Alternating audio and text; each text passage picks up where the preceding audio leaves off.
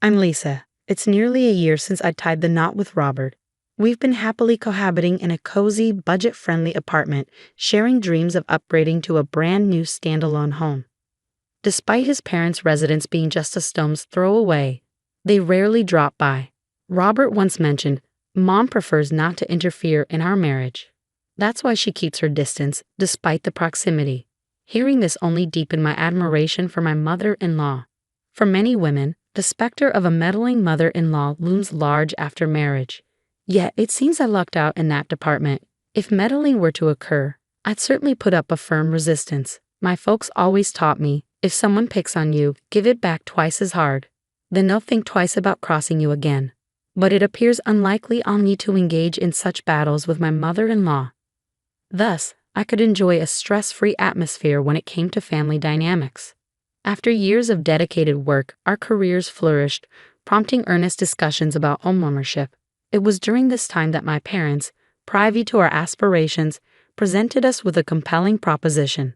Should you decide to embark on the journey of building your own home, we'd be delighted to offer you a portion of our land. They graciously extended the offer. While my parents weren't affluent, a stroke of fortune from my grandfather's past had endowed them with valuable land to pass down. When they consulted my grandfather about the idea, he simply remarked, "I've entrusted it to you, so do as you see fit." Excitedly relaying this to Robert, he wholeheartedly embraced their generosity. Let's seize this opportunity with gratitude. I can never adequately express my thanks to your parents and your grandfather as well. It's his legacy, after all, he remarked, acknowledging the significance of the offer. Thus commence our exploration into the type of dwelling that would suit us best. Weekends were spent perusing showrooms, marveling at our boss's opulent abode, and consulting with real estate agents regarding upcoming developments. Indeed, the anticipation of planning often outshines the reality of implementation, doesn't it?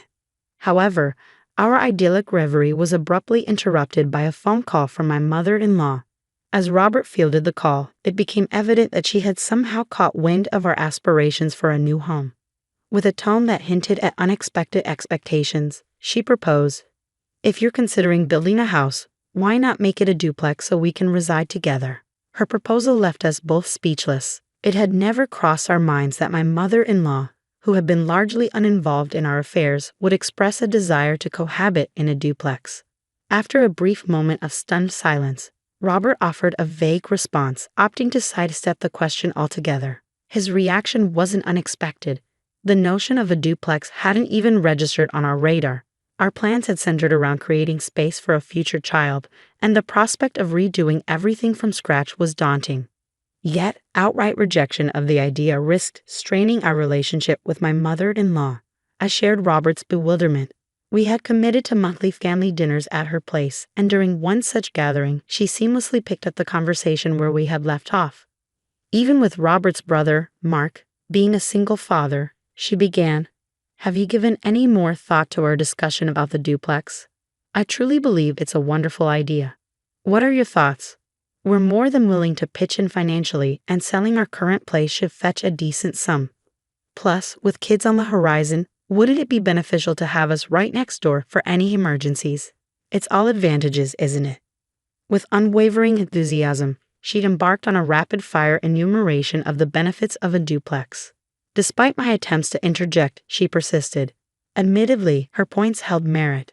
While the prospect of assistance during the arrival of a baby and the financial offer were enticing, I held firm in my belief that my husband and I were capable of handling any challenges that arose on our own. Trusting in the support of my own parents seemed preferable to inviting potential conflict by relying too heavily on hers. As she observed my contemplative expression, she pressed on, "Is it really so dreadful to live with us? I had hoped you didn't harbor any ill feelings towards us." But perhaps I misjudged. Her tone seemed to hint at disappointment, prompting me to feign obliviousness as I hastily departed her home. Despite my evasion, she persisted in bombarding my husband daily with the same plea, leaving me feeling increasingly stressed by the relentless pressure. "What's your take on this, Robert?" I asked, grappling with conflicting emotions. The idea of living together isn't entirely unfavorable. Having our parents close by could provide a sense of security.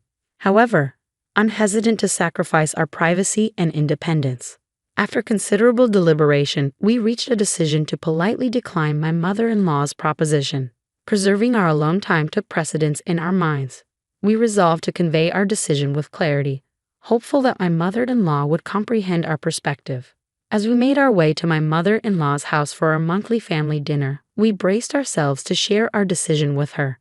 However, before we could articulate our thoughts, she interjected, "Oh, regarding the duplex, we've already started making arrangements." Stunned, we exchanged puzzled glances. "What?" I managed to utter, only to be interrupted once more. "And to top it off, Mark will be moving in too.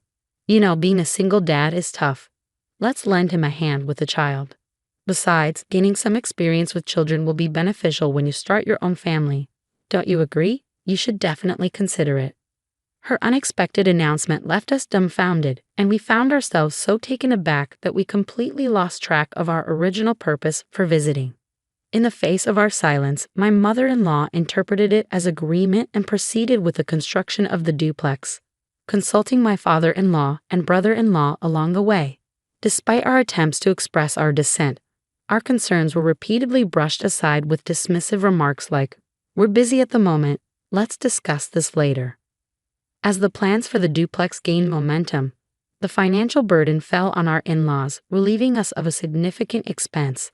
However, the realization dawned that not only would we be sharing a residence with our in-laws, but also with my single father brother-in-law, necessitating our involvement in caring for his child.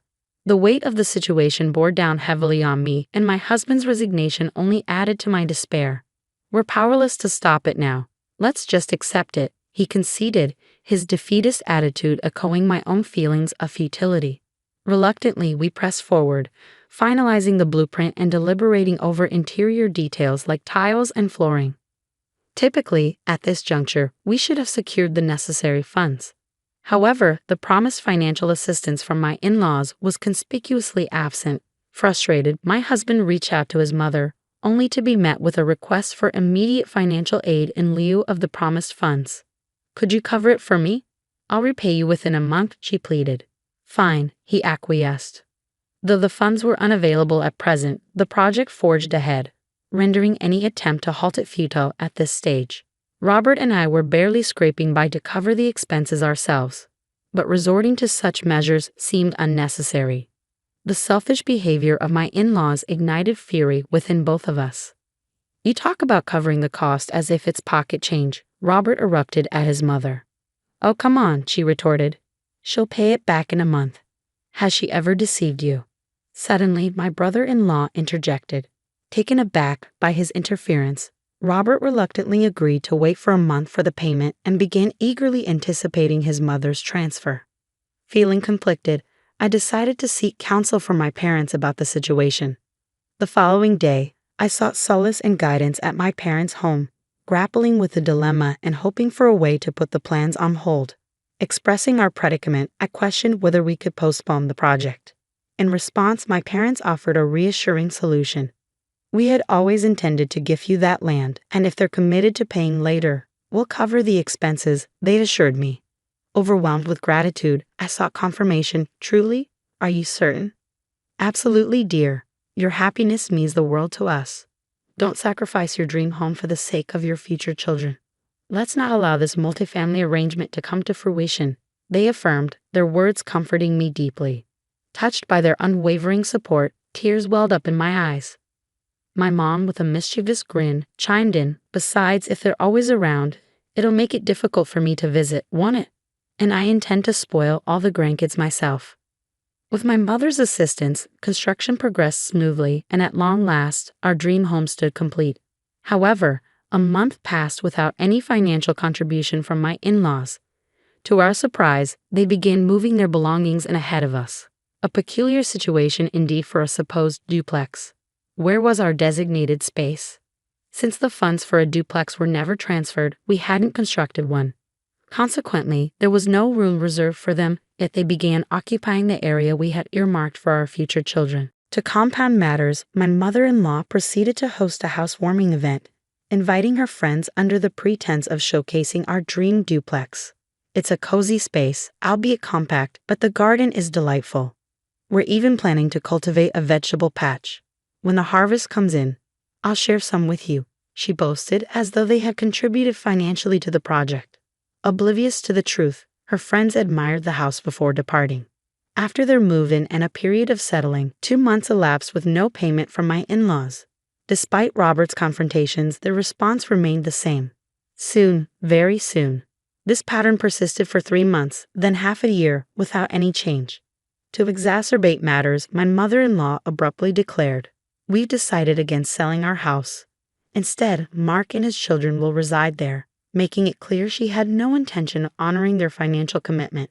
Yet, I wasn't taken aback. My husband and I had previously speculated that she had no intention of paying us.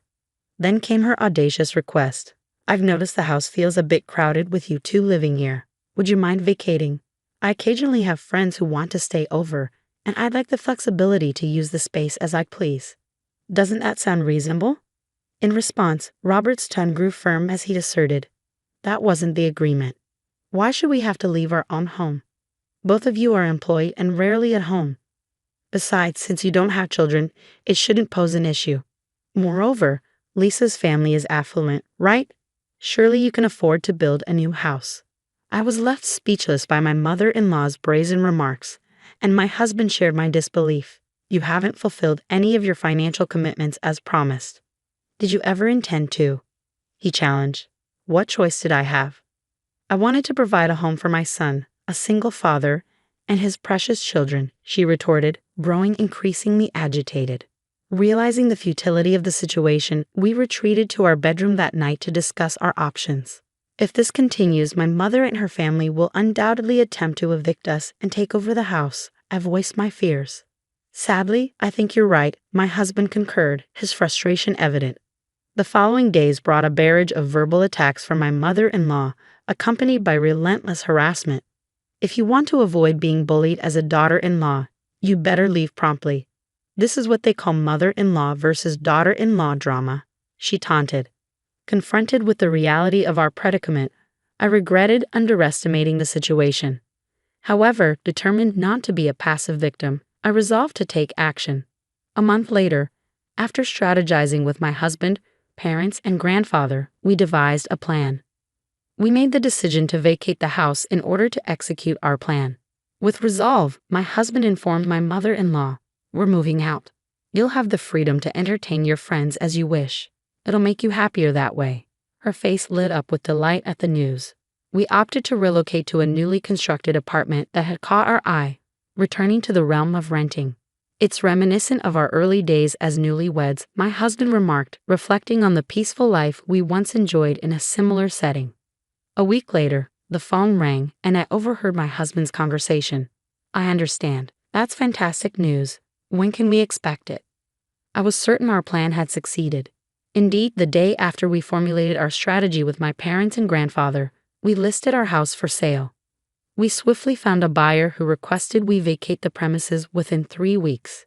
Seizing the opportunity while my mother-in-law was absent, we opened our doors to acquaintances, colleagues, and interested parties seeking to view the house. The call we received today was from a family who had decided to purchase it. We arranged for 2 spacious trucks and coordinated with movers to swiftly load our belongings and furniture onto them. Strategically, we chose a time when my in-laws had announced their weekend getaway to a New York theme park with their grandsons. As they likely reveled in the company of a certain mouse mascot, we seized the opportunity. With their overnight stay planned, we prepared meticulously in advance. The execution of our plan unfolded seamlessly, thanks to the efficiency of the professional movers. Packing was completed well ahead of schedule, leaving us poised and ready in front of the house upon my in-laws' return in the evening. Sensing the tension emanating from my in-laws as they entered the house, my mother-in-law's anxious voice pierced the air, demanding answers to the sudden change. Meanwhile, my father-in-law echoed her distress. Robert and I observed calmly from the outside, waiting for the opportune moment to reveal the truth. "Everything's loaded onto these trucks. The destination's noted on a piece of paper stuck onto them. Please proceed there. It might be a bit snug, but it'll suffice for the 2 of you. Well, perhaps it'll feel a bit crowded if you have guests over. Additionally, this house has already been sold. It's now someone else's property. Take care," I informed my in-laws, their disbelief palpable. What do you mean you sold it? This was our home. You can't just. Our home. They protested vehemently. However, the property was registered under Lisa's parents' name, and the house was legally ours. We had every right to sell it, especially considering they hadn't contributed a single dollar. Their audacity to claim ownership without fulfilling their promises left us indignant. In the face of their stunned silence, Robert delivered a final decree before our departure. We've managed things thus far, but unloading is your responsibility now. Surely you can handle that much. Their feeble protestations of financial incapacity were met with a revelation. I'm aware you're not lacking funds. You've been selling Lisa's belongings and pocketing the proceeds, Robert declared, exposing their deceit. Their expressions shifted from shock to shame as the truth sank in. How did you find out? They stammered. Does it matter? Robert dismissed. Furthermore, you needn't repay us. Consider it severance pay. Spend it as you wish. And with that, we'll be on our way. I doubt our paths will cross again, Robert declared, severing ties with his parents. Taking my hand, we swiftly departed for home. Upon our return, we found our parents and grandparents to share the successful outcome of our plan, bringing them immense joy.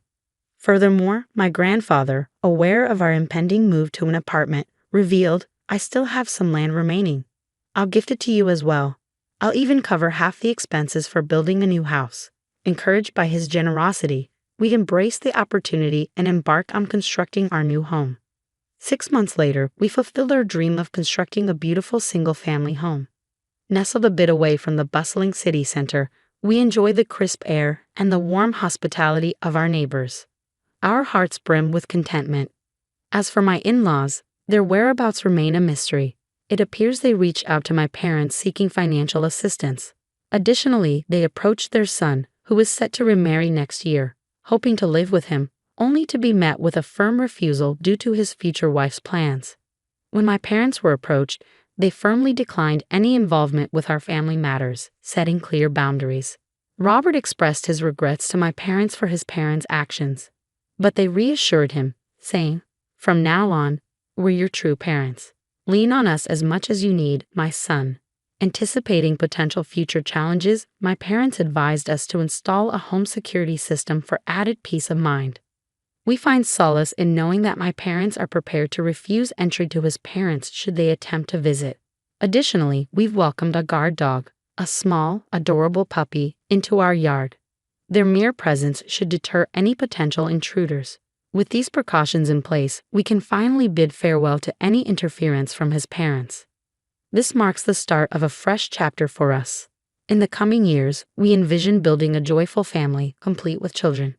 We're determined to protect our happiness at all costs. It's a vow we've made to each other, one we intend to keep.